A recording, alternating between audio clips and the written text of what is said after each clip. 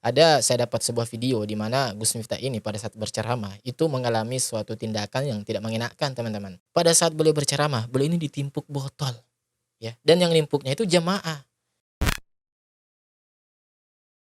Assalamualaikum, ya teman-teman. Rupanya ada lagi DM baru ya, kita akan membacanya. Ya, dan kali ini kita masih membahas tentang Gus Miftah nih. Ya, karena DM ini itu tentang Gus Miftah, teman-teman. Jadi ya saya anggap saja ini saudara ya yang komen di channel ini. Ya, Miftah itu bukan ulama katanya ya, bukan juga ustadz, ya bukan juga Gus, ya kata orang ini loh ya. Aslinya buzzer, ya buzzer rezim katanya, ya rezim yang dulu. Ya. Menghina Muhammadiyah sama dengan menghina otaknya sendiri yang jongkok. Ah, sebenarnya teman-teman ya kalau kita melihat di sosial media, sebenarnya komen-komen yang seperti ini itu bukan cuma satu dua atau tiga, ya ada begitu banyak yang dimana mereka ini ya meragukan ya kegusan ya daripada Gus Miftah, ataupun mereka ini meragukan ya keulamaan daripada Gus Miftah.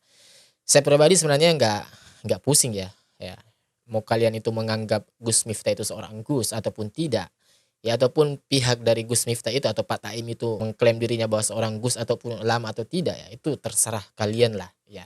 Ya sebab saya di sini hanya ya menyampaikan kepada kalian, ya memberitahukan kepada kalian, meneruskan ya berita tentang ya setiap video daripada Gus Miftah itu, yang entah itu perbuatannya ataupun perkataan yang dimana kalau kita melihat itu tidak sesuai dengan norma ya yang berlaku ya di negara kita, ya tidak sesuai dengan kultur ya budaya bangsa kita, teman-teman, yang mengutamakan, yang mengedepankan adab, etika dan sopan santun. Ya salah satunya video kemarin, teman-teman, ya ketika beliau ini menggoblok-goblokin ya pedagang ST, ya kami kritik ya, dan begitu juga video-video yang lainnya. Ketika Allah memberikan ujian kepadamu yang berat, Allah tidak memerintahkanmu untuk mencari jalan keluar sampai penat. Luar biasa, teman-teman ya. Ilmu literasi beliau, ya penyusunan kata demi kata yang sangat indah kalau kita dengar, teman-teman. Ya, beliau ini bercerita ya tentang ujian, teman-teman. Coba kita lanjut lagi. Keluar sampai penat, Allah hanya memerintahkanmu untuk sabar dan sholat. Beliau ini ya mengajarkan kepada kita, teman-teman. Ya, kalau kita melihat tadi, mendengar video tadi itu sudah sangat jelas. Beliau ini mengajarkan kepada kita tentang sabar dan sholat.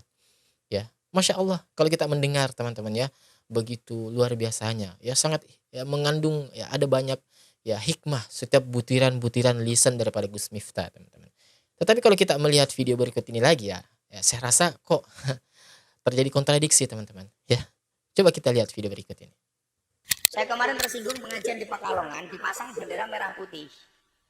Ini panggung dipasang merah putih, ya. Di sana sebelah itu mohon maaf, ini panggung backdrop seperti ini. Oke. Ya, tersinggung, teman-teman. Sebelah samping saya itu merah putih. Dan mohon maaf itu, ketika talinya itu copot sama panitia dibiarkan saja. Saya tersinggung. Tersinggung, teman-teman. Ya.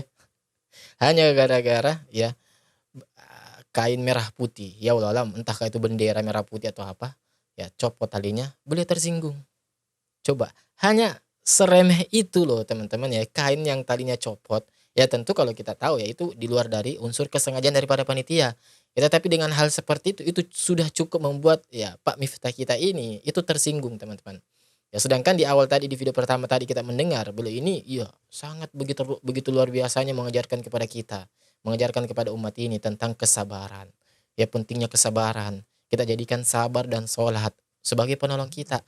Lah ini baru diuji ya, baru diuji sekedar kain yang lepas loh pengikatnya. Itu sudah membuat tersinggung seorang Gus Miftah. Ketika talinya itu copot sama panitia dibiarkan saja. Saya tersinggung. Ya ini kan menjadi sebuah pertanyaan besar, teman-teman. Ya, antara perkataan dan perbuatan ini tidak sinkron. Ya, dan memang ya teman-teman, lagi-lagi oknum-oknum seperti ini yang membuat ya mungkin sebagian dari kita ini ya cukup ya melihat mereka-mereka itu yang berpenampilan agamis, ataupun mereka yang ngeklaim dirinya itu sebagai seorang ulama. Ya sebab ya tidak sedikit juga kita dapatkan ada di antara mereka para penyuruh dakwah ya, oknum-oknum di antara mereka ya, yang mereka itu pandai berretorika dan lain sebagainya, mengajarkan tentang kesabaran, ketakwaan. Ya tetapi dari perbuatannya kita lihat justru berbanding jauh, teman-teman. Coba, hanya hal seremeh seperti itu sudah membuat ya Pak Taim ini tersinggung, teman-teman.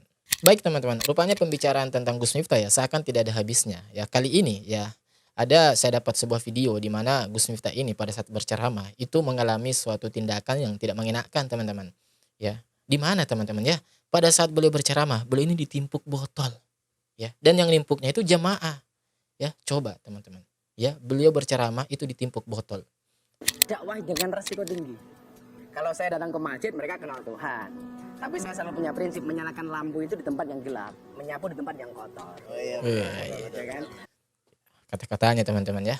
Wih, luar biasa. Ya kalau cuman ke masjid ya udah pasti kenal Allah lah, kenal Tuhan lah. Oke. Kayak pendeta ke gereja ya pasti kenal Tuhan. Oke. Tapi ini tempat-tempat yang tidak lazim. Oke. Banyak tantangan, banyak preman dan lain sebagainya. Kalau cuma dipukul botol biasa. Katanya kalau ditimpuk botol udah biasa teman-teman. Ya, beliau berkata seperti itu. Saya kalau berceramah kalau ditimpuk botol itu udah biasa. Ya, coba kita dengarkan lagi teman-teman ya. Yang tidak lazim. Banyak tantangan, banyak preman dan lain sebagainya. Kalau cuma dipukul botol biasa. Katanya udah biasa teman-teman kalau soal ditimpuk botol. Ya. Tetapi coba lihat kemarin. Pada saat Gus Miftah itu, ya, ngegoblok-goblokin pedagang es teh. Ya, coba. Ya, beliau kan merasa nggak nyaman tuh pada saat berceramah. Ya, ada pedagang yang menjual es teh.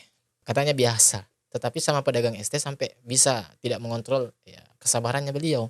Tadi juga di video pertama kita dengar, ya hanya sekedar kain saja yang putus talinya ya, kain pengikat itu putus, itu sudah membuat ya Gus Miftah ini ya tersinggung. Jadi ya kalau kami rasa ya seakan-akan beliau ini ya kalau kami duga seakan-akan lebih banyak membualnya daripada ya fakta yang beliau ceritakan. Ya, jadi atas beberapa fenomena-fenomena yang kita lihat ya, fenomena-fenomena ya perkataan daripada Gus Miftah, kemudian ya fakta tentang perbuatan beliau, ternyata justru ya tidak sinkron ya.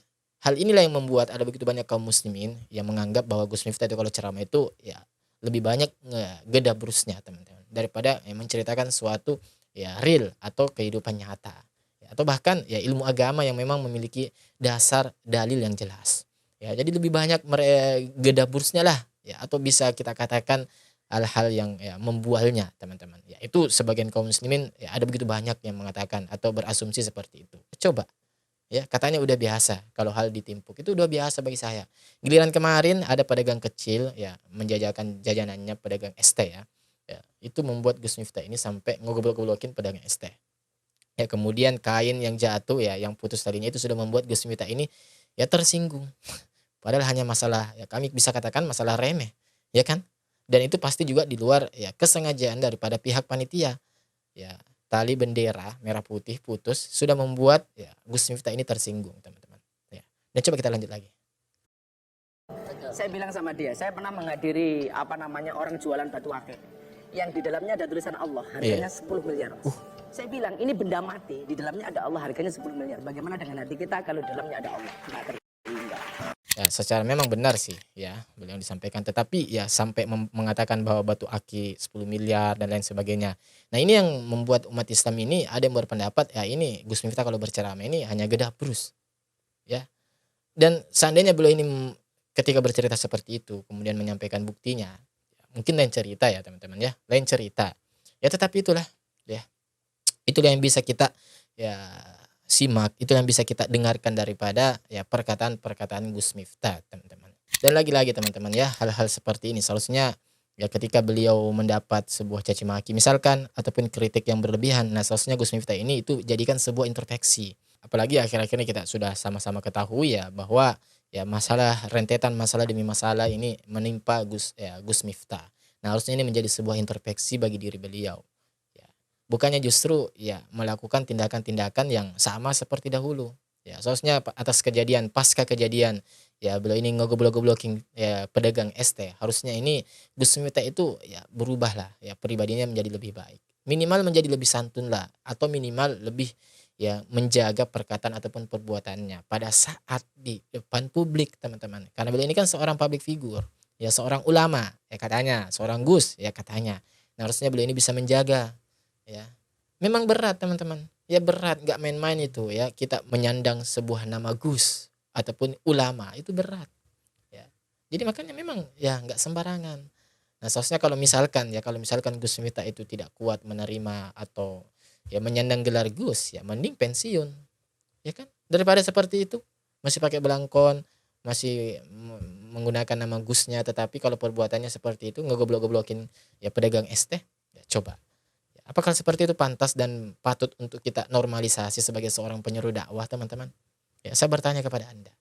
Ya, saya rasa pasti Anda juga akan menjawab tidak kan?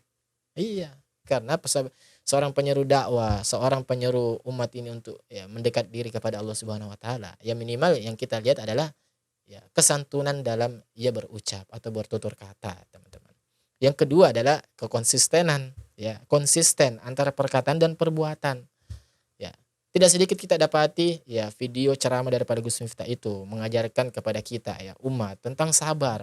Tetapi fakta di lapangan kita sering mendapatkan Gus Miftah ini tidak sabar, teman-teman. Ya salah satu contoh yang sangat nyata kita lihat itu tadi kan, teman-teman. Ya hanya gara-gara masalah kain merah putih itu lepas tali pengikatnya, itu sudah membuat Gus Miftah tersinggung.